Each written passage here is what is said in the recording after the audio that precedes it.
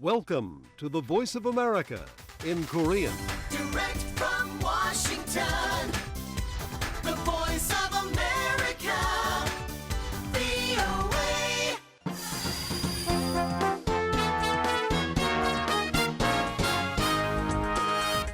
여러분 안녕하십니까? 여기는 미국의 수도 워싱턴에서 보내드리는 VOA 미국의 소리 방송입니다. 지금부터 VOA 한국어 저녁 방송을 시작하겠습니다.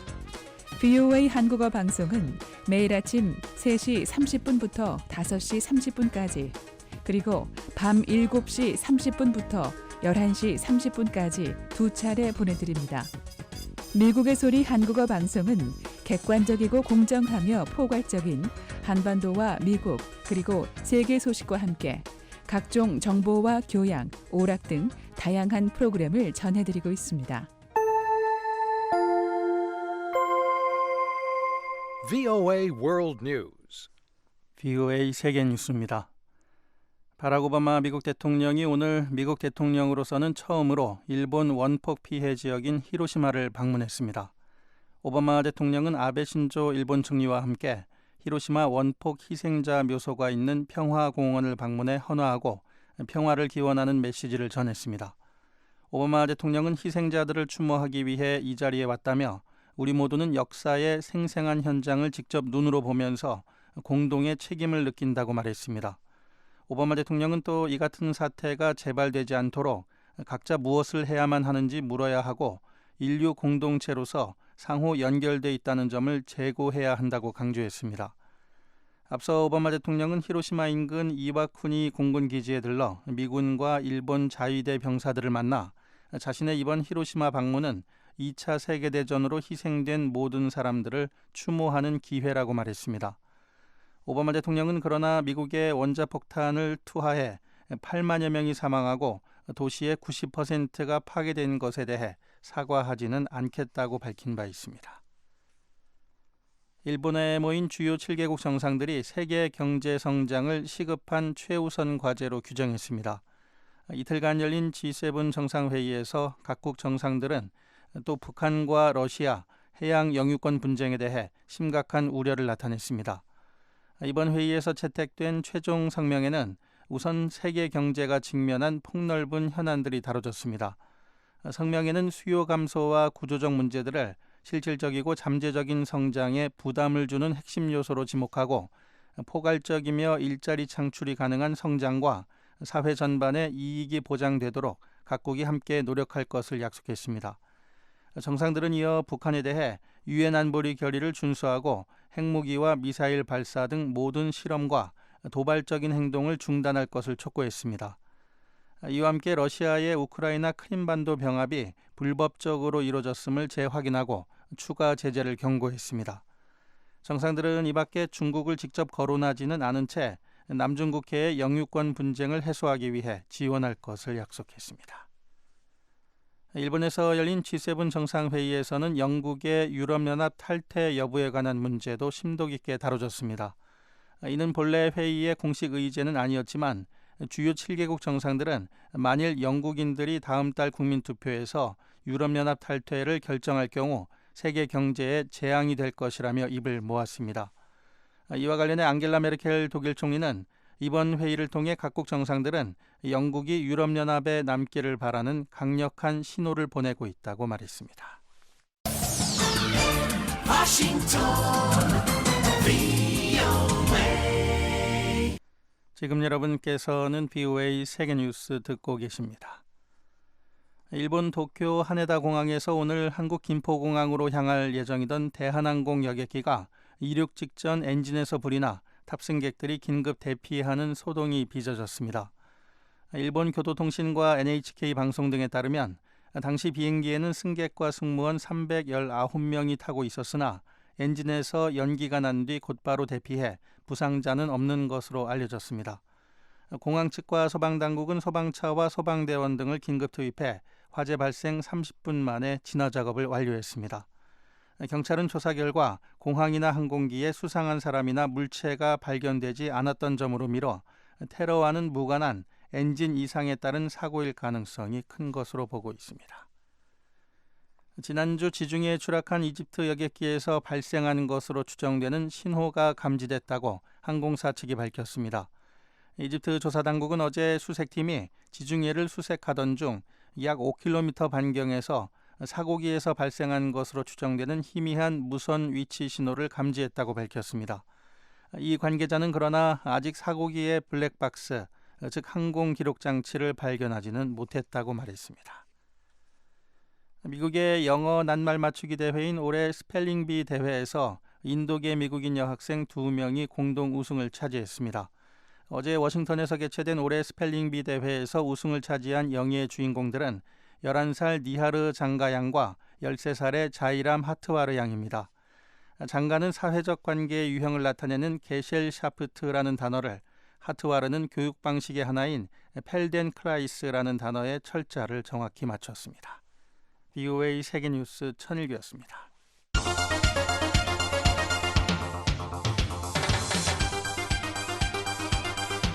VOA News Today. 여러분 안녕하십니까? 2016년 5월 27일 금요일 VOA 뉴스 투데이 1부 시작하겠습니다. 진행의 노시창입니다. 이 시간에 보내드릴 주요 한반도 소식입니다. 주요 7개국 즉 G7 정상들은 북한의 핵실험과 미사일 발사를 강력히 규탄했습니다. 오바마 미국 대통령은 북한이 모두의 걱정거리라고 말했습니다. North Korea is a big worry for all of us. 저명한 경제 주간지인 영국의 이코노미스트는 북한 핵 문제를 특집으로 싣고 차기 미국 대통령의 최우선 과제는 미사일 방어를 강화하는 것이라고 주장했습니다. 미국 상원에 계류 중인 내년도 국방수권법 안에 고고도 미사일 방어 체계인 사드의 한국 배치를 촉구하는 개정안이 제출됐습니다. 내일 북한 날씨 대체로 맑다가 밤에 점차 구름이 많아지겠습니다. 아침 최저 기온은 4도에서 18도, 낮 최고 기온은 22도에서 30도로 오늘보다 조금 높겠습니다. 첫 소식입니다. 미국과 일본을 비롯한 주요 7개국 정상들은 북한의 핵실험과 미사일 발사를 강력히 규탄했습니다. 또 바락 오바마 대통령은 원폭 피폭지인 히로시마를 방문해 헌화했습니다. 이은경 기자가 보도합니다. 미국의 바락 오바마 대통령을 비롯한 주요 7개국 G7 정상들은 27일 일본 이세시마에서 열린 정상회의에서 북한의 핵실험과 미사일 발사를 가장 강한 표현으로 비난한다고 선언했습니다. 이들은 이날 채택한 정상선언에서 북한이 유엔 안보리의 결의를 위반한 것을 규탄하며 이같이 밝혔습니다. 이어 7개국 정상들은 북한에 대해 안보리의 모든 결의와 2005년 북핵 6자회담 공동성명에 따라 어떤 핵실험이나 미사일 발사를 하지 말 것을 촉구했습니다. 그러면서 7개국 정상들은 북한에 대해 유엔 안보리의 결의를 완전하게 이행하라며 국제사회가 대북 제재 등을 철저히 이행할 것을 촉구했습니다. 또 북한의 인권 침해와 일본인 납치 문제에도 우려를 표명했습니다. 한편 정상회의에 이어 오바마 대통령은 이날 원폭 피폭지인 히로시마를 방문해 희생자 위령비에 헌화했습니다. 미국의 현직 대통령이 히로시마를 찾은 것은 이번이 처음입니다. 이에 앞서 오바마 대통령은 26일 주요 7개국 G7 정상회의가 열리고 있는 일본 미에현에서 가진 기자회견에서 북한은 우리 모두의 걱정거리라고 말했습니다. North Korea is a big worry for all of us. They're not at the point right now where they can.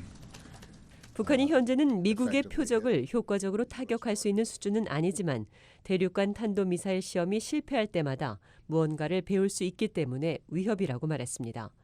그러면서 오바마 대통령은 북한이 긴급 현안이 아닌 중기적 위협이라고 말했습니다.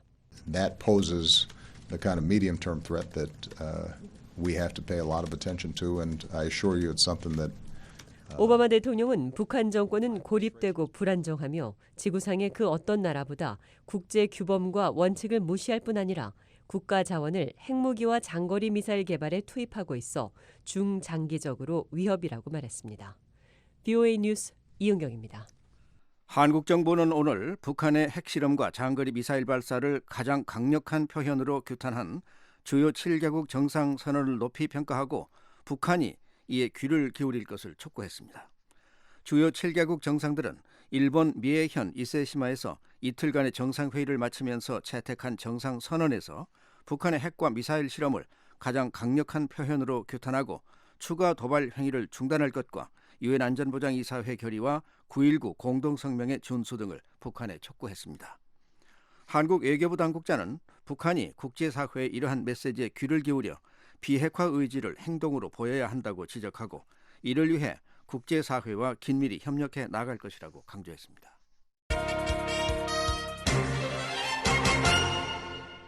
박근혜 한국 대통령은 북한의 핵 협박에 결코 굴복하지 않겠다고 강조했습니다. 한국 정부는 지금 북한의 핵 고도화를 막지 않으면 한반도의 진정한 평화는 요원해질 것이라는 위기감 속에 북한에 대한 이른바 끝장 제재를 다짐했습니다. 서울에서 김환용 기자가 보도합니다. 박근혜 한국 대통령은 북한이 앞으로 추가 핵실험 등의 도발을 계속할 수 있지만 결코 이런 북한의 협박에 굴복하지 않겠다고 강조했습니다. 박 대통령은 27일 서울에서 연합뉴스와 대통령 직속 통일준비위원회가 공동 주최한 2016 한반도 통일 심포지엄에 보낸 영상 축사에서 북한이 최근 당 대회에서 핵 보유국임을 거듭 주장해 남북관계 개선에 대한 희망을 또 외면했다며 이같이 말했습니다. 홍영표 통일부 장관은 기조연설에서 지금은 북한의 비핵화를 압박해야 하는 중요한 시점임을 강조했습니다. 홍 장관은 국제사회가 그 어느 때보다 효율적인 제재 이행에 총력을 기울이고 있다며 이같이 말했습니다. 만일 지금 이 기회를 놓친다면, 그래서 북한의 핵 능력이 더 고도화된다면 분단은 점점 고치기 어려운 고질병이 되어갈 것입니다. 그리고 이 땅에서 진정한 평화는 점점 멀어질 것입니다. 홍 장관은 한반도 긴장 완화를 위해 북한과 빨리 대화를 시작해야 한다는 의견도 있고 대화의 필요성도 알지만 지금은 때가 아니라고 거듭 강조했습니다. 홍 장관은 무엇보다 북한이 이번 당 대회에서 스스로를 핵 보유국이라 주장하며 핵경제 병진 노선 고수 입장을 당 규약에 명시하며 비핵화의 의지가 없음을 공언했다고 말했습니다. 또 북한이 그동안 진정성 없는 대화를 제안해온 사례를 언급했습니다. 일례로 지난해 12월 남북 고위 당국회담에서 북한은 한국 측의 요구에도 불구하고 핵 문제가 남북 대화의 의제가 될 수 없다며 금강산 관광만 재개되면 남북관계가 잘 풀릴 것처럼 말했지만 결국 그런 대화의 순간에 4차 핵실험을 준비하고 있었다고 비판했습니다. 또 북한이 지금도 핵 문제를 대화의 의제가 아니라고 노골적으로 주장하고 있기 때문에 이런 북한의 태도를 고려할 때 지금 섣부르게 대화에 나서면 북한의 핵 개발을 눈감아주는 대화, 평화를 위한 대화가 아닌 대화를 위한 대화에 머무를 수밖에 없을 것이라고 내다봤습니다. 북한이 주장하고 있는 평화협정 협상 문제에 대해서도 최근 7차 노동당 대회에서 스스로 밝혔듯이 북한이 말하는 평화협정은 자신들의 핵 보유와 미군 철수를 전제로 하는 것으로 진정한 평화와는 거리가 멀다고 일축했습니다. 북핵 육자회담 한국 측 차석 대표인 김건 외교부 북핵 외교기획단장도 이날 주재 발표자로 나서 북한을 비핵화의 길로 이끌어내기 위해선 충분한 시간을 두고 일관되게 압박하는 게 중요하다고 밝혔습니다. 김 단장은 핵 개발을 고집하고 있는 북한에 맞서 강력하고 실효적인 유엔 안전보장이사회 결의 2270호와 미국과 일본 등 우방국들과의 긴밀한 공조를 통해 압박 효과를 내고 있다며 국제사회 대 북한의 구도가 공고화되고 있다고 평가했습니다. 북한의 고위급 인사와의 교류라든가 아니면은 그 북한과의 관계 공간 개설이라든가 아니면 북한에 대한 지원이라든가 이런 문제에 있어서 많은 나라들이 지금 조치를 취하고 있습니다. 그래서 여기에 대해서는 북한은 상당한 정도의 압박을 느끼고 있다고 할 수 있겠습니다. 천혜성 통일부 정책실장도 주재 발표에서 북한의 비핵화와 내부 변화를 위해 강력한 제재와 압박에 총력을 기울이겠다고 밝혔습니다. 천 실장은 북한이 자발적으로 핵 포기와 변화를 결단할 가능성이 희박하다며 대북 정책의 원칙과 일관성을 확고하게 견지하고 안보리 결의와 한국의 독자 제재 이행에 만전을 기하겠다고 말했습니다. 이번에는 보다 강력한 제재와 압박을 통해서 핵 문제를 포함해서 북한의 어떤 전략적인 셈법을 바꿀 수밖에 없도록 환경을 만들어 나가는데 총력을 기울여 나갈 생각입니다. 천 실장은 북한이 당 대회 이후 한국에 보이고 있는 대화 공세에 대해선 자신들에 대한 제재 이완과 한국의 국론 분열을 노린 제의라며 북한의 비핵화 조치가 먼저라는 입장을 분명히 했습니다. 서울에서 VOA 뉴스 김환용입니다. 북한의 단속정과 어선이 오늘 오전 7시 30분쯤 서해 연평도 인근 해상에서 북방 한계선 NLL을 700 내지 800m가량 침범했다가 한국군의 경고를 받고 북쪽으로 되돌아갔습니다. 한국합동참모본부는 이들이 NLL을 넘자 경고통신에 이어 40mm 함포 5발로 경고 사격을 했다고 밝혔습니다. 올해 들어 북한 선박이 서해 NLL을 침범한 것은 지난 2월 8일에 이어 두 번째입니다.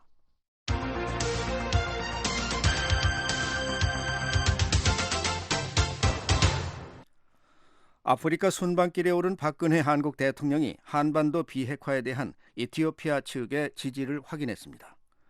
양측은 군사협력도 강화하기로 해 아프리카 국가들과 정치 군사적으로 친밀한 관계를 맺어온 북한에게 상당한 압박이 될 전망입니다. 서울에서 한상미 기자가 보도합니다. 에티오피아를 공식 방문 중인 박근혜 한국 대통령은 현지 시각 26일 하일레 마리암 데살렌 에티오피아 총리와 정상회담을 갖고 북핵 문제 해결을 위해 국제사회 차원의 강력한 압박이 필요하다는데 의견을 같이 했습니다. 하일레 마리암 총리는 회담에서 한반도 비핵화를 지지하며 에티오피아가 갖고 있는 영향력을 활용해 아프리카 다른 국가들도 한반도 비핵화를 지지할 수 있도록 노력하겠다고 말했습니다. 하일레 마리암 총리는 특히 한반도의 불안정을 초래하는 북한의 무책임한 행동에 대해 에티오피아는 한국과 같은 편이며 늘 함께하겠다고 강조했습니다.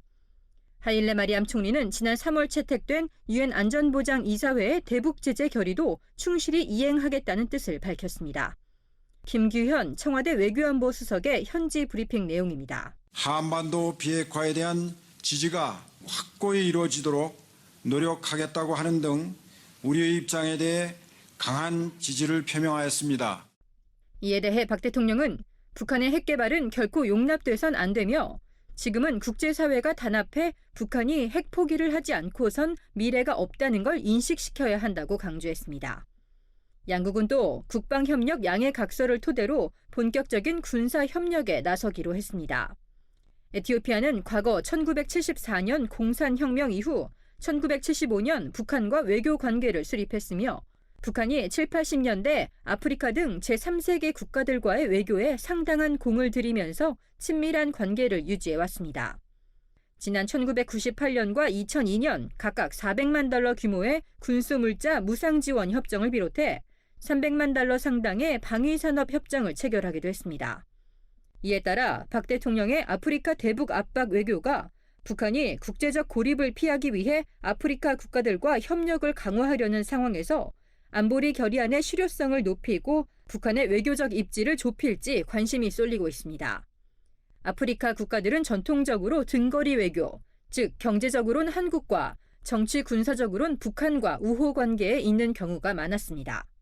한국 외교부 산하 국립외교원에서 아프리카를 담당하고 있는 김동석 교수의 설명입니다. 군사적인 부분에 있어서는 북한으로부터 무기를 산다든가 아니면 북한 교관이 와서 트레이닝을 한다거나 그런 관계는 유지를 하고 있어요. 지금 제재가 심하잖아요. 그러니까 제재가 걸리니까 이제 군사적인 협력 이런 거를 좀 이제 아프리카 국가들하고 좀 이렇게 군사협력이나 경제협력 이런 거를 좀 강화하려고 노력을 하고 있어요. 좀 압박이 느껴지겠죠.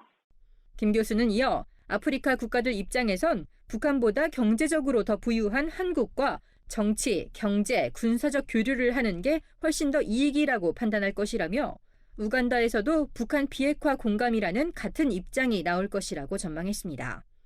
아프리카를 순방 중인 박 대통령은 첫 순방국인 에티오피아에 이어 28일 우간다를 국빈 방문할 예정입니다. 서울에서 VOA 뉴스 한상미입니다. 영국의 경제주간지 이코노미스트가 북한 핵 문제를 커버 스토리로 실었습니다. 이 잡지는 차기 미국 대통령의 최우선 과제는 미사일 방어를 강화하는 것이라고 주장했습니다. 이현철 기자가 보도합니다. 영국의 경제주간지 이코노미스트가 최신호 표지에 북한 김정은 국방위원회 제1위원장의 사진을 실었습니다. 이 잡지는 김 제1위원장의 머리에 핵폭발로 생긴 시커먼 버섯 구름을 합성한 사진 위에 핵 악몽이라는 표제를 붙였습니다. 이어 이코노미스트는 북한의 핵 문제를 다룬 커버 스토리에서 국제사회가 북한 핵을 억제하기가 어려운 상황이라고 지적했습니다. 김 제1위원장이 너무 불투명하고 북한 정권이 어떤 식으로 결정을 내리는지 거의 알려진 게 없기 때문이라는 겁니다. 이 잡지는 먼저 대북 제재로 김 제1위원장의 핵 개발을 멈추게 하기 어려울 것으로 내다봤습니다. 중국의 보호 속에 김 제1위원장이 아무런 처벌도 받지 않은 채 핵 개발을 계속 추구할 수 있다는 겁니다. 또한 이란 핵 협상에 적용됐던 논리가 북한에는 작동하지 않을 것이라고 밝혔습니다. 아울러 김 제1위원장이 중국식 경제개혁과 남북 간 화해를 위해 핵우선 정책을 포기하기로 결정할 것을 기대하는 것도 무리라고 분석했습니다.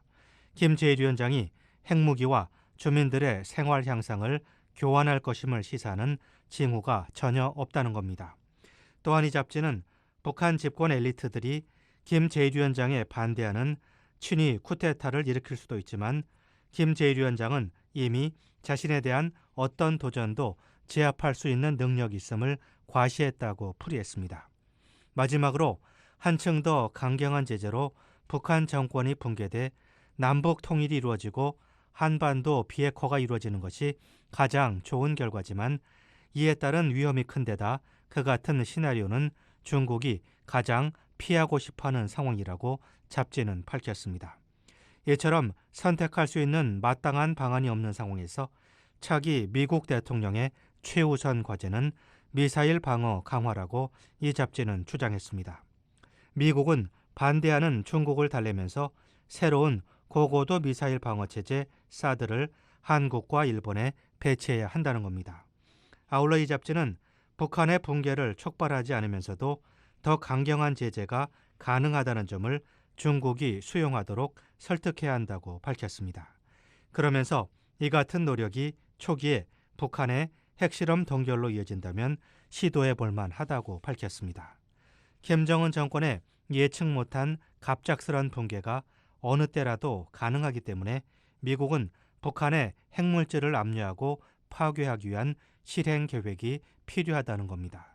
이 잡지는 이를 위해 중국의 협조, 최소한 중국의 인정이 필수적이라며 미국과 중국이 서로 협력할 새로운 방법을 긴급히 찾아야만 한다고 강조했습니다.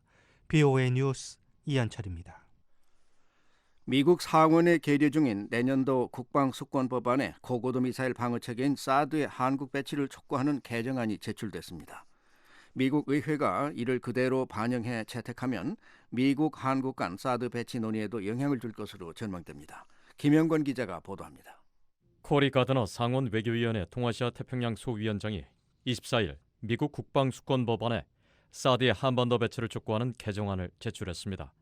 이 개정안은 북한의 단거리, 중거리, 장거리 탄도미사일 프로그램이 한국과 일본, 미국 영토에 임박하는 점증적 위협이라고 적시하고 있습니다. 특히 공개된 자료에 따르면 북한이 현재 단거리 탄도미사일 700기, 준중거리 노동미사일 200기, 그리고 무수단 중거리 미사일 100기를 배치했다고 지적했습니다. 그러면서 지난 2월 미한 간의 한국 내 사드 배치 공식 논의가 시작된 것을 언급하면서 사드가 주한미군의 기존 미사일 방어 능력을 효율적으로 보완하고 크게 강화시킬 것이라고 밝혔습니다. 사드는 대기권 안팎에서 적의 탄도미사일을 모두 요격할 수 있는 최신 미사일 방어 체계로 다양한 사정거리의 미사일을 상승과 중간, 낙하 단계에서 모두 요격할 수 있습니다. 개정안은 이어 사드가 제한적 방어 체계로 한국의 이웃 나라들의 어떤 위협도 주지 않는다고 지적했습니다. 이는 사드의 한국 배치를 강하게 반대하는 중국을 겨냥한 것으로 풀이됩니다. 개정안은 또 사드의 한국 배치는 점증하는 북한의 탄도미사일 위협으로부터 한국 국민과 주한미군을 보호하기 위한 한국 정부의 주권적 선택과 미한 동맹의 쌍방 결정으로 검토해야 한다고 밝혔습니다. 이어 북한의 탄도미사일 위협에 대응한 미한일 3국의 합동 미사일 방어 훈련을 환영하며 세 나라 간의 추가 국방 협력이 이뤄지길 바란다고 덧붙였습니다. 가드너 의원은 다음 날 발표한 보도자료에서 북한에 점증하는 탄도미사일 발사 횟수는 미한 방어를 위한 추가 행동을 요구한다고 강조했습니다. 그러면서 이번 개정안이 촉구한 사드 배치는 현재 한반도 미사일 방어 역량을 강화하고 평양의 미치광이에게 이웃 나라들을 괴롭히고 지역 안정을 위협하는 행위를 좌시하지 않겠다는 미국 정부의 또 다른 신호가 될 것이라고 말했습니다. 미 국방수권법안은 국방 예산과 지출을 구체화하고 미국 의회의 권고를 반영한 것으로 미 국방 정책의 중요한 지침 역할을 담당하고 있습니다. VOA 뉴스 김영권입니다. 북한이 주력 수출 품목인 광물 지하자원 개발에 강제 노역을 동원하고 있고 광물 수출의 수익은 무기 개발에 쓰인다는 주장이 나왔습니다. 북한 주민들의 인권을 보호하고 북한의 무기 개발을 막기 위해 광물 수출을 규제해야 한다는 것입니다. 조은정 기자가 보도합니다. 북한 수출의 절반을 차지하는 광물 수출은 강제 노동의 산물이라고 한국 국가안보전략연구원의 김광진 연구위원이 지적했습니다. 김 연구위원은 26일 워싱턴 DC의 내셔널 프레스클럽에서 이러한 내용을 담은 수용소 주식회사라는 보고서를 발표했습니다. It is institutionalized in a system that force laborers, workers to work. 김 연구위원은 광산에서 자발적으로 일하는 사람은 아무도 없다며 국가 제도가 강제적으로 그들을 광산에 배정해서 노동을 시키는 것이라고 말했습니다. 김 연구위원은 보고서에서 정권에 대한 충성도에 따라 출신 성분이 구분되고 최하층인 적대 계급 사람들이 주로 광산에 배치된다고 설명했습니다. 또 이들이 다른 업종이나 직업으로 이전하는 것은 엄격하게 제한되고 통제되며 이러한 상황이 자식에게 계속 대물림된다는 것입니다. 김 연구위원은 이에 더해서 북한 내 관리소와 교화소가 자체적으로 광산을 운영하며 수감자들을 강제 동원하고 있다고 지적했습니다. 김 연구위원은 북한의 광물 수출이 이같이 주민들의 인권을 해칠 뿐 아니라 무기 개발 자금으로 사용된다며 규제돼야 한다고 강조했습니다. 70% of the coal revenue and 60% of this, iron ore revenue. 석탄 수출 수익금의 70%, 철광석 수출 수익금의 60%가 노동당 39호실, 인민보안부, 군부 등이 개별적으로 운영하는 무역회사들로 흘러들어가 결국 김정은 정권이 미사일과 핵무기를 개발하는 데 사용된다는 것입니다. 김 연구위원은 석탄공업성, 금속공업성, 채취공업성이 북한의 광물자원 채취와 거래를 담당하고 있지만 내수에 집중하기 때문에 수출을 통해 이윤을 보는 것은 핵심 권력기관이라고 설명했습니다. 미 재무부 선임 경제자문관과 UN 대북제재 조사관으로 활동한 윌리엄 뉴컴 씨는 이날 간담회에서 북한의 광물을 거래하는 단체들을 직접 규제하는 방안을 제안했습니다. There were a lot of trading companies involved. If we get their names, then it might be possible to leverage other parts of the 현재 미 Security 존스 Council 홉킨스대 국제관계대학원 소속인 뉴컴 연구원은 광물 수출에 많은 북한 무역 회사들이 관련돼 있다며 그 이름을 구체적으로 파악하고 북한 정부와의 관계, 실질적 소유주 등의 정보를 얻으면 UN 대북 제재 명단에 올릴 수 있다고 말했습니다. Gulag Inc. is supporting a system that at the end of the day is involved in threatening the entire. 신 미국 안보센터의 데이빗 애셔 연구원은 세계 경제와 시민사회를 위협하는 북한 정권이 강제 노동에 기반한 산업에 의존하고 있다며 따라서 북한의 강제 노동 체계를 파헤치고 없애는 것은 북한 정권을 통제한다는 점에서도 매우 중요하다고 말했습니다. 국무부 북한 자문관을 지낸 애셔 연구원은 북한의 광물 무역을 단속하면 북한 정권의 전략적 셈법에 영향을 줘서 국제사회가 북한에 대한 지렛대를 가질 수 있게 될 것이라고 말했습니다. VOA 뉴스 조은정입니다. 인도 정부가 세계 식량 계획의 대북 사업에 미화 100만 달러를 지원했습니다. 이 지원금은 식량과 재난 대비 사업에 사용될 예정입니다. 김현진 기자가 보도합니다. UN 인도주의 업무 조정국 오차는 26일 갱신한 국제사회 대북 지원 현황 자료에서 인도 정부가 세계 식량 계획의 대북 사업에 100만 달러를 기부했다고 밝혔습니다. 인도 정부가 세계 식량 계획을 통해 북한에 지원을 한 것은 지난 2011년 이후 5년 만에 처음입니다. 자료에 따르면 이 자금은 북한 어린이와 임산부, 수의모 등 취약계층에 영양을 지원하고 주민들이 가뭄과 홍수 등 자연재해에 대비할 수 있도록 지원하는 데 사용될 예정입니다. 세계 식량 계획은 국제사회가 지원한 자금으로 밀가루 등 원료를 구입해 북한 현지 6개 식품 가공 공장에서 영양 강화 식품과 영양 과자 등을 생산하고 있습니다.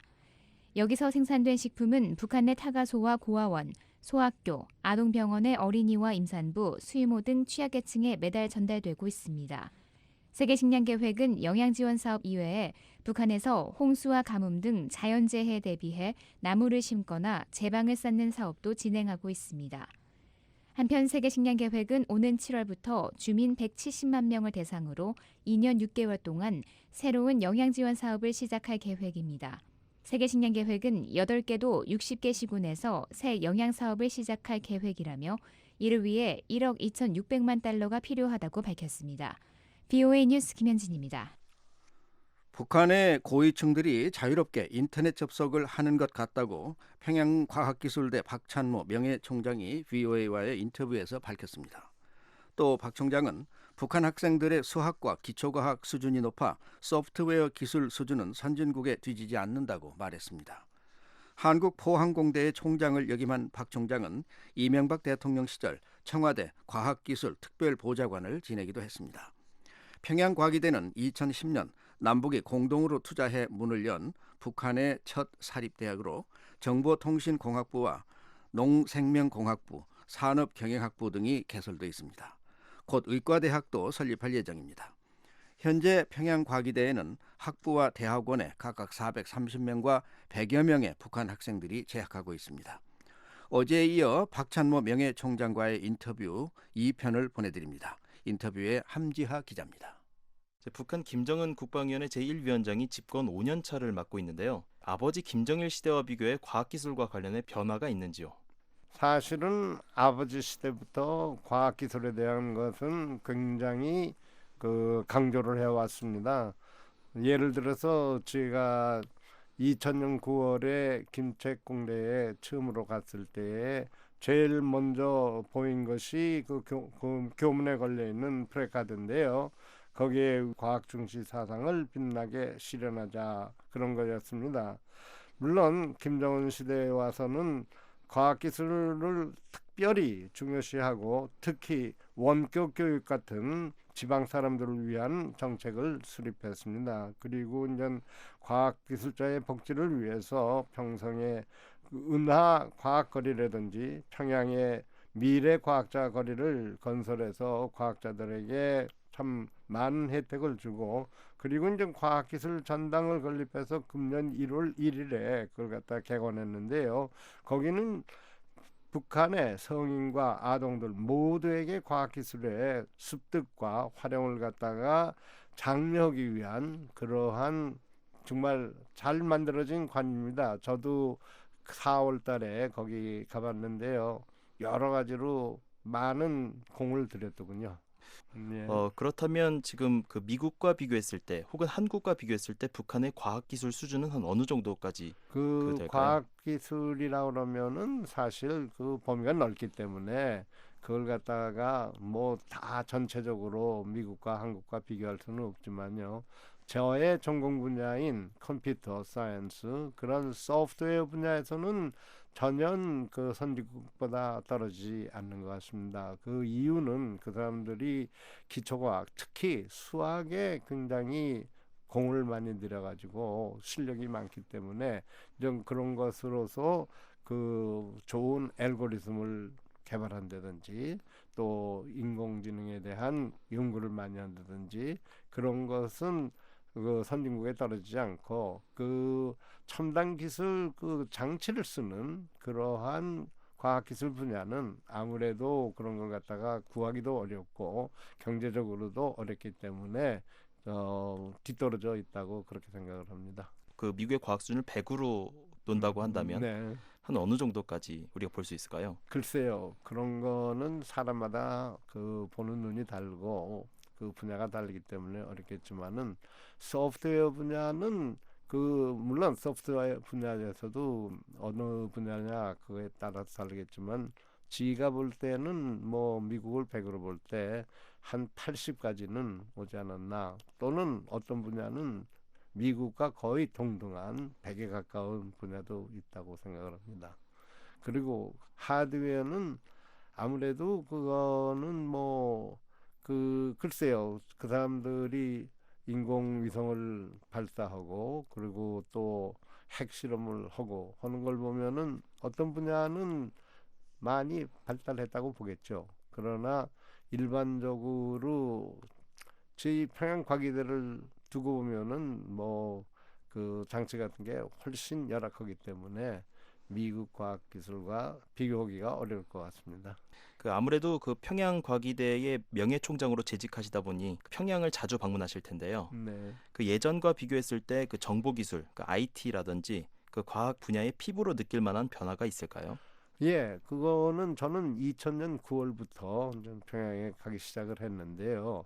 그때는 뭐 우리가 정말 들어가려면은 우리가 가져갔던 휴대전화를 공항에다 맡기고 그리고 들어갔고, 지금은 외국인들도 다 휴대전화를 사용할 뿐만 아니라 그것으로 인터넷도 되게 되기 때문에 상당히 달라졌고요. 그 다음에 이제 그 현금 카드 또는 직불 카드라고 해가지고 캐시 카드를 저희들이 가지고 쓰게 합니다. 그래서 이제 물건 사고 그럴 때 옛날에는 거실에 돈이 없으면은 끔도 주고 우표도 주고 했는데 이제 그것이 아무 문제가 없이 그 카드로 다 정산이 됩니다.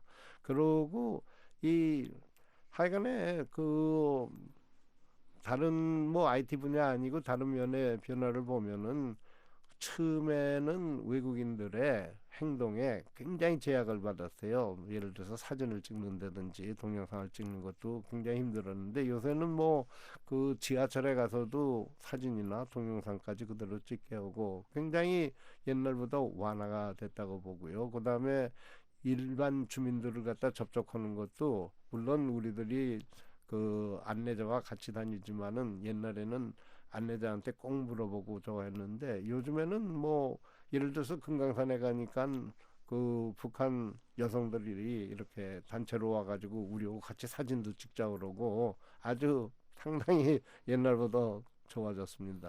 네. 네. 그럼 지금 평양에서 사용하는 그 휴대전화는 네. 혹시 뭐 스마트폰도 이용이 가능한가요? 그렇죠. 그 평양에서 이제 북한에서 쓰는 휴대전화는 그 북한 사람들과 이제 그 외국인들이 그 서로 통화는 못하게 돼 있습니다. 외국인 전화는 외국인이 가지고 있는 전화는 외국 사람이나 또는 외국과는 돼도 북한 사람과는 안 되고 북한 사람이 가지고 있는 거는 북한에 있는 외국인한테도 전화를 못 걸게 돼 있어요. 그런데 그 기종은 뭐 다 스마트폰 비싸서 그렇지 살려면은 사가지고 쓸 수가 있는 거죠. 그 외국인들이 가지고 있는 건 대개 이제 그 3G 또는 어떤 사람은 4G 폰도 가지고 있긴 있어요. 네. 예. 그러면 그 평양에서도 북한 주민들이 사용하는 그 스마트폰도 그 인터넷이나 외부로 연결도 가능한가요? 그 사람들은 인트라넷을 쓰기 때문에요. 인트라넷에 연결은 되지만은 우리가 말하는 그 외부의 인터넷 거기에는 연결이 안 되죠. 물론 외국 사람들은 그렇게 연결이 돼서 쓰지만요. 예. 그럼 통신 회사가 서로 다른 라인을 사용하고 있는 건가요? 그러니까 그 제가 알기로는 이제 이 고려링크 외국 사람들은 고려링크를 쓰는데 그 저기 에집트의 오라스콤하고 같이 하는 그거는 외국 사람뿐만 아니라 국내 사람도 쓰는 적에 있답니다. 그런데 강성 네트워크라는 거는 국내 사람만 쓰지 외국인들은 그걸 쓸 수가 없어요. 그 김정은 그 제1위원장이 그 애플 컴퓨터를 쓰는 걸로 한번 보도가 된 적이 있습니다. 저는 들어본 적이 없습니다. 옛날에 김정일 위원장은 뭐 컴퓨터를 갖다 하루에 2시간 내지 3시간 서핑한다는 소리는 들었는데요. 김정은 위원장도 뭐 컴퓨터 쓰는 거는 알고 있지만은 애플을 쓰는지는 모르겠습니다. 네. 그럼 북한에서 인터넷을 좀 자유롭게 쓰는 인구가 한 어느 정도로 될까요? 1000명은 될까요? 글쎄요. 그거는 저는 대답을 못 하겠는데요. 뭐 자유롭게 쓰는 학생이 우리 학교에 대학원생이 한 100명 되니까 뜬다고 볼 수 있고요. 그다음에 교수들이 한 20-30명 북한 교수들이. 그러나 내 생각에는 고위층 사람들은 많이 쓰는 것 같아요. 네. 그럼 고위층은 자유롭게 인터넷 접속을 할 수 있다는 건가요? 예, 그 역시 북한에서도 세계 정세가 어떻게 돌아가는 것을 알아야 되기 때문에, 그리고 인터넷에 들어가면 그것을 다 알 수 있다는 걸 알기 때문에, 그리고 뭐 그 노동신문을 보면은 한국에서 어느 신문이 어떻게 했다 하는 것들이 다 나오거든요. 그건 뭐 신문사에서 보내줬겠습니까? 인터넷에 들어가서 보겠죠. 이제 그런 걸 보면은 이 사람들도 그 지정된 사람들은 그 인터넷에 액세스가 있어가지고 그 소식을 받아들인다, 그렇게 보는 거죠. 그러니까 앞으로 그 인터넷 사용 인구가 좀 늘어날 걸로 보십니까? 저는 늘어날 거로 봅니다. 더군다나 이제 김일성대학이나 김책공대에서 대학원생들이 쓰게 되면, 그리고요 문제는 이 사람들이 외국에 사람을 많이 보내지 않습니까? 그 외화벌이로. 그 IT 분야만 해도 중국에 뭐 한때 2,000명이라고 그러는데 지금 뭐 3,000명이 된다고 그러는데요. 그 사람들은 중국 가면은 인터넷 쓰니까요. 그리고 이메일 주소도 개개인이 없다고 그랬는데, 우리 학생들이 유학 가면은 그 대학에서 주는 이메일 주소들이 다 있습니다. 그러니까 그걸 가지고 이메일 하려면 얼마든지 할 수 있는 거죠. 네. 끝으로 총장님의 개인적인 바람이나 소망이 있으면 말씀해 주십시오. 저는 뭐 여태까지 했던 것이 어떻게든지 남북이 평화롭게, 저는 6.25 때 하도 고생을 하고 중공군 밑에 있으면서 사흘씩 굶어보기도 하고 그래가지고요. 전쟁이라는 거는 정말 없어야 된다 생각을 하기 때문에 남북이 정말 평화 공존을 하고 같이 발전하는 그런 거를 갖다가 희망하고 있고요. 저는 기독교인이기 때문에 그 기독교적인 사랑을 우리 동족들한테 보여서 이 사람들을 변화시키는 그것이 저의 포부입니다. 네, 오늘 말씀 감사합니다. 예, 감사합니다. 지금까지 평양과기대 박찬모 명예총장으로부터 북한의 인터넷 등 정보산업 분야에 대해 들어봤습니다. 인터뷰의 함지하 기자였습니다.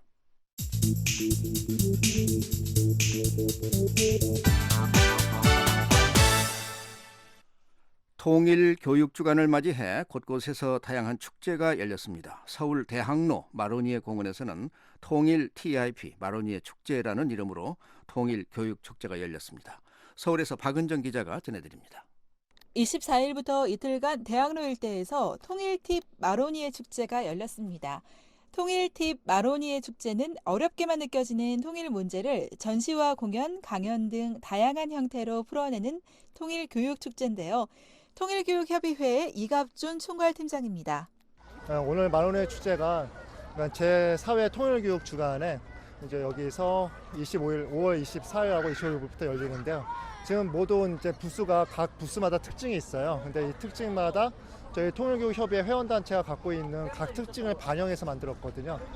뭐 사진전을 잘하는 단체, 그다음에 음식 문화를 잘하는 단체, 그다음에 이런 어떤 이렇게 청소년들과 통일교육을 잘하는 단체 등등이 나와가지고 전체적으로 하나의 각 특징들이 모여져갖고 하나의 큰 어떤 통일 축제를 지금 만들고 있습니다. 그래가지고 이러한 계획으로 지금 보면은 이번에 좀 중심으로 여기가 마로니에 공원이 있고 대학로이기 때문에 어떻게 보면은 청소년과 대학생들의 통일 교육과 관심이 가장 중요하잖아요. 그래서 그 학생들이 좋아할 수 있는 걸로 좀 더 초점을 맞췄거든요. 그래서 이런 것도 많이 이런 놀이도 많이 방영했고, 그래서 이 아이들이 이번 계기로 해서 마음 한 곳에 한 번이라도 통일이 필요하구나, 아니면 통일이 좀 친한 거구나, 통일이 즐거운 거구나 하는 어떤 작은 어떤 감수성을 가지면서 성장했으면 좋겠습니다. 통일 사진전과 전시회, 공연과 통일 장터까지 다양한 내용들로 꾸며졌는데요.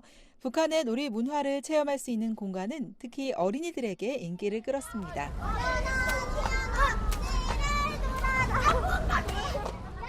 되게 재밌었어요. 그 진짜 잭이랑 완전 또 느낌이 다르기도 하고, 그리고 북한이랑 같이 해보니까 왠지 마음으로는 통일된 느낌이에요. 전에는 좀 멀리 느껴지고 좀 분단 국가다 보니까 아예 남남이라고 생각을 했는데 지금으로부터는 이제 좀 가까워진 듯한 기분이 들었어요. 공기놀이와 제기차기 등 남과 북의 놀이 문화가 비슷하지만 북한의 놀이 도구들은 대부분 자연물을 이용했다는 특징이 있고 놀이 방법도 조금씩 다릅니다. 새롭고 하나된 조국을 위한 모임의 유진 씨입니다. 윷놀이, 콩으로 하는 윷놀이고 여기 말씨가 콩으로 해야 돼. 우리가 먹는 콩이에요, 이게? 네, 이게 콩으로 하는데 이렇게 이게 한 짝씩 이렇게 조가 돼 있어요. 우와. 요거를 하면 이제 뭐 똘, 개 뭐 이런 거 나오잖아요. 이렇게 하면 뭐, 예? 콩에다 색깔 칠해가지고. 예, 요거를 하면 이제 북한의 유시라는 게 조금 재밌는 게 요거 하나만 나오면 뒤로 후진해서 바로 이겨버리는 거 이런 게 있고 어쨌든 그렇게 있고 꽁기 있잖아요. 꽁기는 이게 살구씨 같은 거 이렇게 색감을 칠해가지고. 네. 먹어봤어요? 네, 드셔보세요. 양념 찍어서 드셔보세요. 북한에서도 이렇게 먹은 거예요, 실제로? 네, 북한 음식이에요. 그 북한 음식은 알고 있는데 네. 북한에서 이렇게 콩으로 이렇게 해요? 네. 육자가 부족할 것 같은데. 고기가 부족하니까 콩으로 볶겠죠? 아, 그런 의미예요? 그렇죠. 저희도 왜 옛날에 두부밥과 인조고기밥, 북한식 순대 등 북한의 음식들을 소개하는 자리도 있었는데요. 흥사단의 이수인 간사입니다. 저 두부밥하고요. 네, 주세요. 인조고기밥이요. 두부밥은요, 두부를 세모나게 잘라가지고요, 노릇노릇하게 이제 튀긴다고 하죠. 튀긴 다음에 가운데 칼집을 내면 이렇게 벌어져요. 우리나라의 유부초밥처럼. 예, 그래서 그 안에 밥을 넣고 고춧가루와 뭐 양파 뭐 이런 뭐 소금 넣고 양념을 해서 거기에 살짝 올려서 먹는 거예요. 북한 같은 경우는 일을 하면서 손쉽게 먹을 수 있는 거, 뭐 이제 이렇게 찾으시고 또 사실은 우리 남한보다는 좀 어렵게 살기 때문에 이런 약간 손쉽게 얻을 수 있는 재료로 먹을 수 있고 간편하게 먹을 수 있고 배부르게 먹을 수 있는 음식을 너무 선호해서 이런 음식이 발달하지 않았나 이런 생각이 들었습니다. 재료부터 조리법까지 한국의 음식과는 다른 북한의 음식들은 특히 주부들의 관심을 끌었습니다. 완전 두부를 튀겨가지고 한 거예요. 뭐예요? 콩이요, 콩. 콩이에요? 네. 먹어봤어요? 네, 드셔보세요. 양념. 45년생이니까 이북 출신이거든요. 철원 쪽. 그래서 이제 저희들 여기 네 번째 지금 모임인데 이래서부터 계속 지금 참석을 해요. 그래서 오늘 이걸 좀 한번 시식을 해야 되겠다 했는데 담백하면서 어디 거기에 이렇게 맛이 어울려져 있는 게 우리나라 음식이라면 이거는 그대로 그냥 옛날에 저희들 뭐 50년대, 60년대 때 그냥 없으면서 그냥 만들어서 담백함으로 먹었잖아요. 그런 음식하고 똑같아요. 7월에 있을 통일사진 공모전을 소개하는 공간도 있었습니다. 경희대학교에 재학 중인 최효권 씨입니다. 대학생들이 참여할 수 있게 특별한 기술이 없어도 사진으로 주는 메시지만 있으면은 누구나 다 참여할 수 있게 만들어진 공모전이라고 들었고요. 작년보다는 좀 연령층이 좀 더 확대돼서 더 많은 분들이 참여할 수 있게 열릴 것 같습니다. 마로니에 축제를 비롯해 전국에서 통일교육주간을 맞아 다양한 행사가 진행됐는데요. 강원 지역에서는 통일을 주제로 한 글과 그림, 만화 경연대회가, 인천에서는 북한 음식 체험전이 열렸습니다. 서울에서 VOA 뉴스 박은정입니다.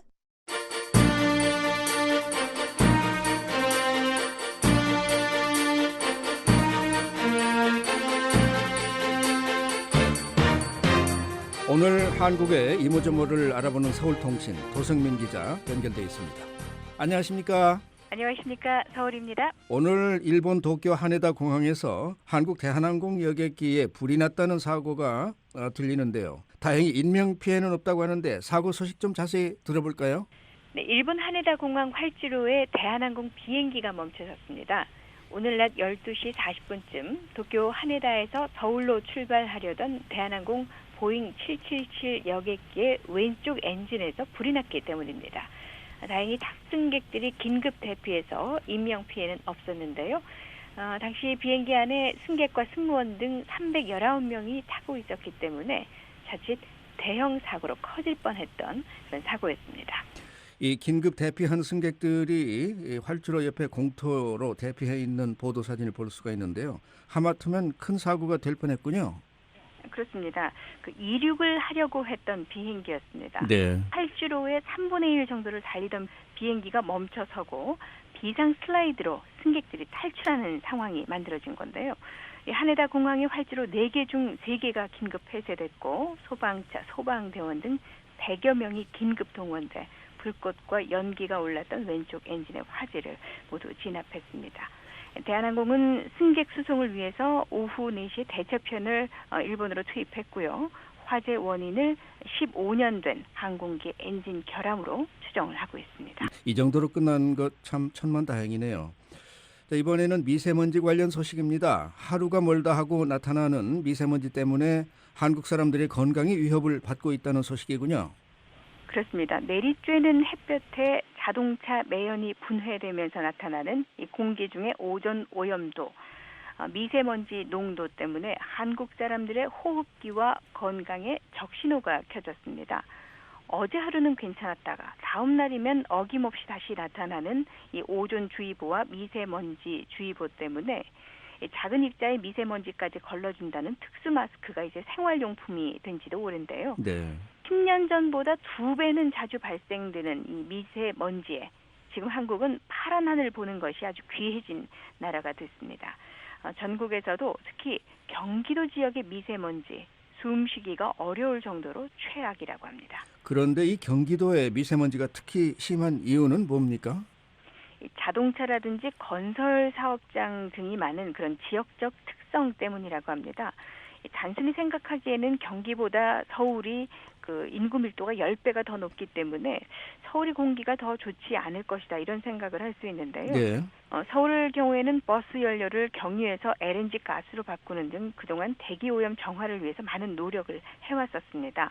그런데 서울과는 달리 경기도에는 지금도 경유 그 버스들이 많이 다니고 있어서 이 경유 자동차가 내뿜는 매연이 공기질에 큰 영향을 주고 있기 때문입니다.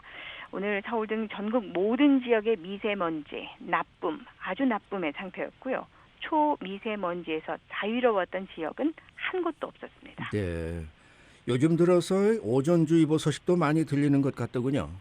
그렇습니다. 적당한 양의 그 오존은 살균도 좀 시키고 탈취 효과도 있어서 이로운 면이 많다고 저희가 배웠었습니다. 네. 그런데 최근에 문제가 된 것은 그 농도가 너무 짙어졌기 때문인데요. 오존 기준치를 넘어서 가슴이 답답하거나 기침도 나고 메스꺼운 증상을 일으키는 사람들이 많은데 이 1시간에 평균 0.12 ppm 이상일 때 발령되는 오존주의보.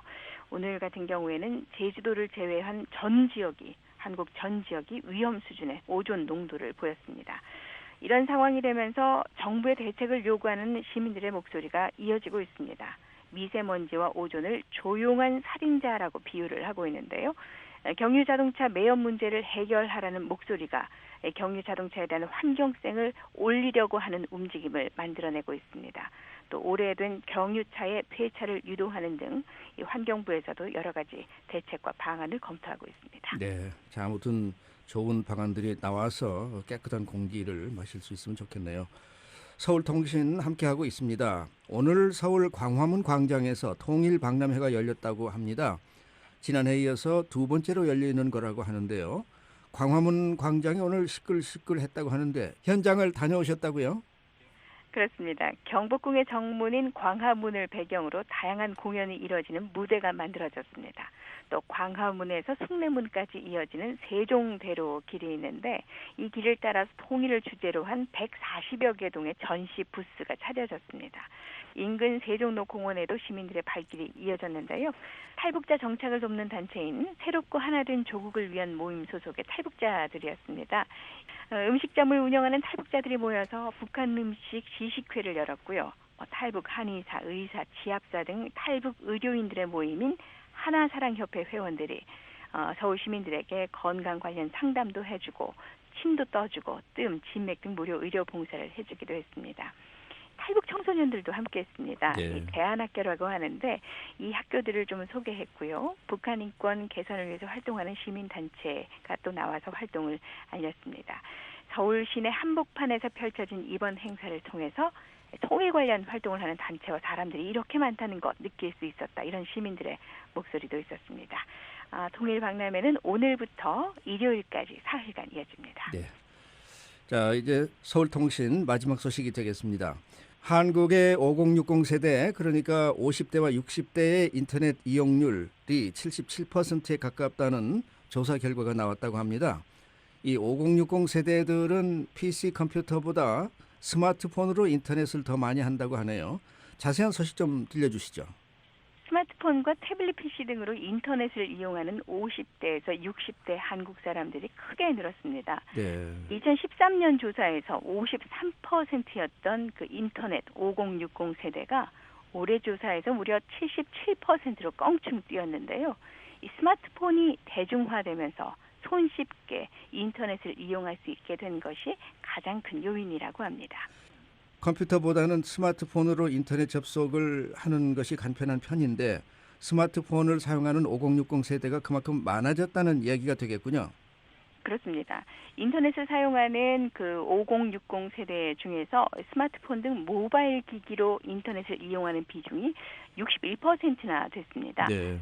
2013년 조사에서는 18%였었는데 그때와 비교해보면 정말 큰 변화라고 할 수 있습니다. 이 중에서 PC, 그러니까 집에 있는 데스크탑은 전혀 사용하지 않고 모바일 기기로, 그러니까 스마트폰이라든지 태블릿 PC로 인터넷을 이용한다는 비중 17%로 나와서 또 다른 연령층에 비해서 높은 편이라는 그런 분석이었습니다. 네. 서울통신 오늘은 여기까지 듣겠습니다. 지금까지 도성민 기자였습니다. 잠시 후에는 미국 정부의 견해를 반영하는 논평이 방송되겠습니다.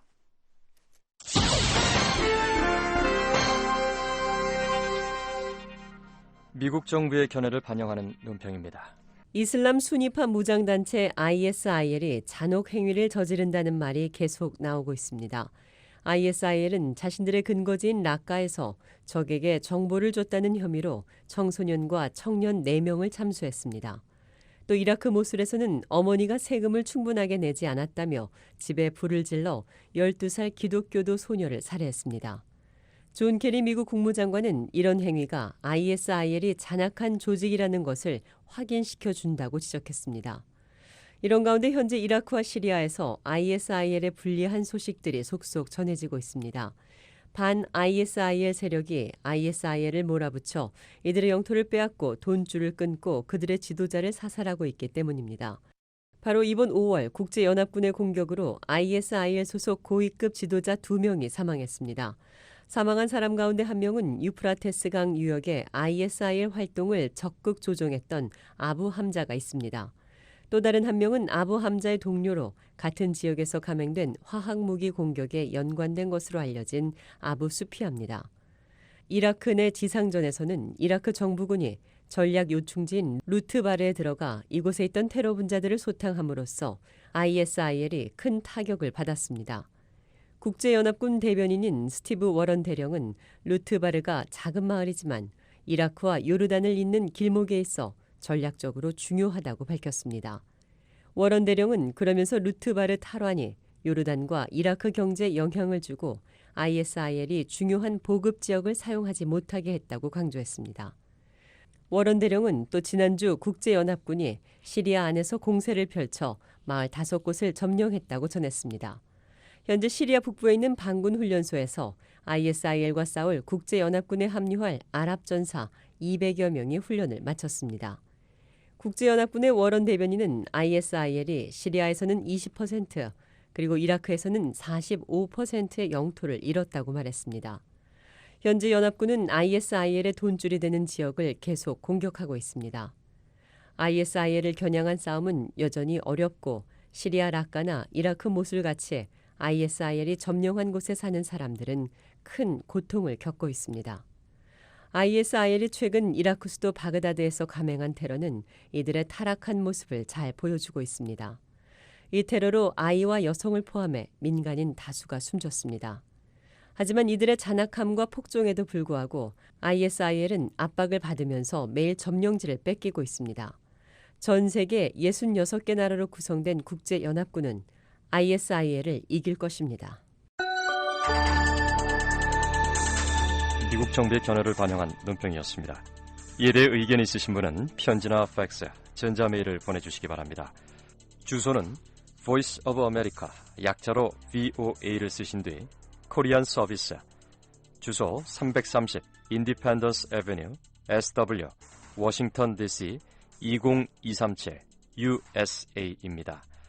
팩스는 국가번호 1번 202-382-5325번이고요. 전자메일은 korean@voanews.com으로 보내주시기 바랍니다.